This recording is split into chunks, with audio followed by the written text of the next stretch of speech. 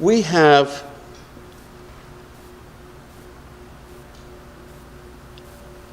items that are out of our control that are imposing itself upon Ingersoll.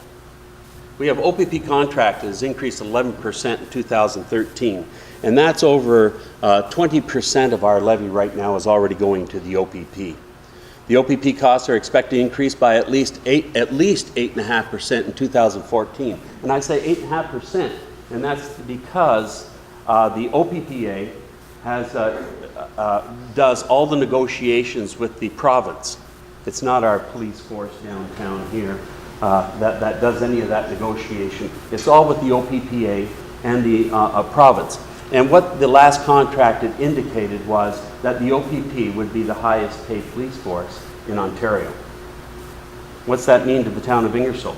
That means that every time Toronto wishes to increase their police cost of their police force by labor, it ups ours. We are going to be marketing this as industrial property strongly. In the past, this was the site that we looked at for our solar fields. Through the change in the school of thinking on the Ontario government, we're not too sure where their school of thinking is right now, on large solar fields, on whether they are going to grant any through the OPA. What the status is, we don't know. They keep changing the rules and the regulations. At one point in time, it was phenomenally advantageous for us to take advantage of the situation and to put a solar field there. The income that we receive off that would have been phenomenally beneficial to the town of Ingersoll. But as the rules have changed, the guidelines have changed, now there's partnerships that have to be involved. There was a reduction in the amount of income that can be earned. In fact, they've changed it now. Originally, you could only put it on this type of land. Now they're indicating that it can't be on this type of land, service land. And so, actually, for us, I believe the picture is that is done. We are looking at the sale of industrial lands to bring jobs to Ingersoll and to move on.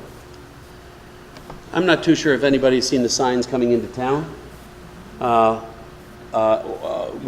need an upgrading phenomenally. And I'll tell you, we sat down as a council at one point in time, and I think the bickering over the colors was one thing. We couldn't establish anything on what direction we were going in as far as what we wanted to see, what was this. So where did we go? Right back to the public.